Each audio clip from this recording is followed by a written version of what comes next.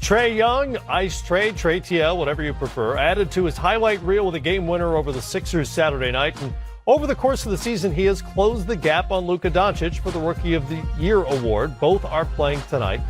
Luka has advantages in most statistical categories, and because Trae struggled early in the season, Doncic also had a head start. So in your minds, given what Trae has done here post-All-Star, how much closer is he to having a shot at this thing? I don't think he's closer. I think it's Luka's award. He's been consistently himself over the course of the year. I think he's at an advantage. And me and Griff talked about that. He's in an advantage because he's played professional basketball longer. Right. And in some sense, he's a newcomer rather than a rookie.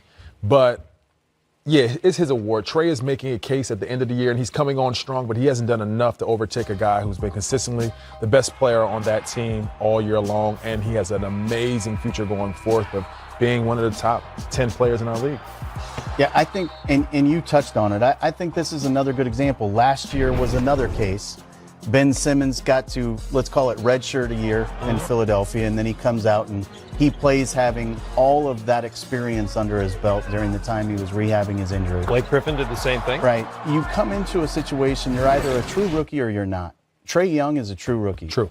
Luka Doncic was the best player on the best team in the best league outside of the United States. He came into this already an MVP of a professional league playing against grown men.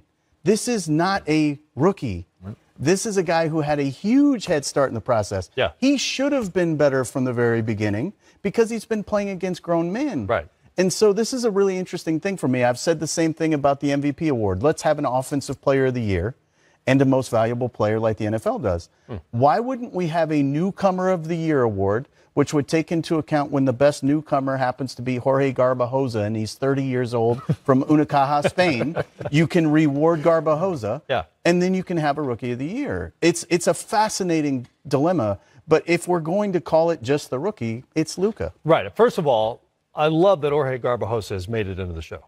Right? Right. I mean, that's pretty spectacular.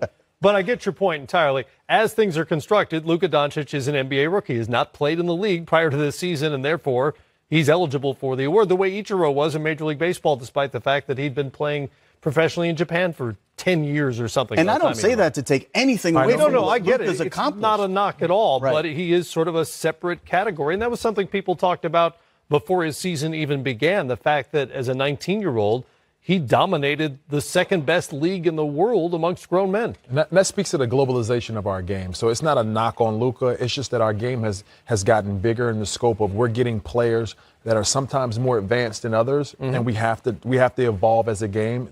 The NBA has to bring in a different consideration to make these categories fair for the people that own the titles. And with these Euro guys, you do occasionally get 30-year-old rookies coming in and playing, whether they're as good as Doncic has been or not. They're there and they're technically rookies.